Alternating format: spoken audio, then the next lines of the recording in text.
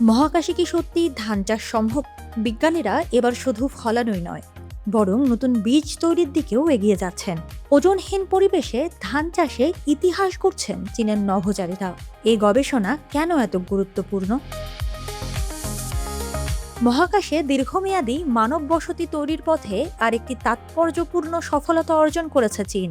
চীনা নভোচারীরা দেশটির তিয়াঙ্গং মহাকাশ স্টেশনে ওজনহীন পরিবেশে টানা 2 প্রজন্ম ধরে ধান চাষের গবেষণায় উল্লেখযোগ্য অগ্রগতি পেয়েছেন।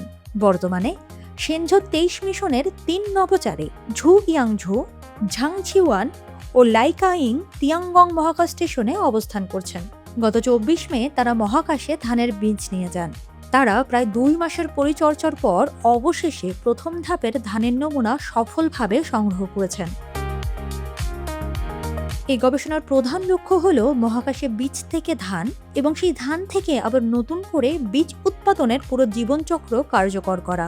বিজ্ঞানীরা জানতে আগ্রহী দীর্ঘকালের মহাকাশ পরিবেশ উদ্ভিদের বৃদ্ধি, বংশগতি ও জিনগত বৈশিষ্ট্যের উপর কী ধরনের প্রভাব ফেলতে পারে। ভবিষ্যতে চাঁদ বা মঙ্গল গ্রহে দীর্ঘমেয়াদী মানব অভিযানের জন্য এই গবেষণা গুরুত্বপূর্ণ ভূমিকা রাখতে পারে।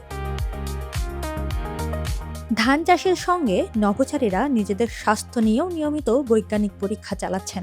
আল্ট্রাসাউন্ডের মাধ্যমে পর্যবেক্ষণ করা হচ্ছে ধমনীর অবস্থা, চোখের চাপ, দৃষ্টিশক্তি, হৃদস্পন্দন এবং শরীরের পরিবর্তন। এছাড়া কেবিনের আলোর প্রভাব মানুষের মনোযোগ ও কর্মক্ষমতার উপর কিভাবে পড়ে সেটিও পরীক্ষা করা হচ্ছে। শারীরিক সক্ষমতা ধরে রাখতে তারা নিয়মিত ট্রেডমিলে ব্যায়াম চালিয়ে যাচ্ছেন। একই সাথে জরুরি পরিস্থিতি মোকাবেলার প্রস্তুতির অংশ হিসেবে মহাকাশ স্টেশনে কৃত্রিম অগ্নিকাণ্ড সৃষ্টি করে সফল উদ্ধার মহড়াও সম্পন্ন করেছেন তারা।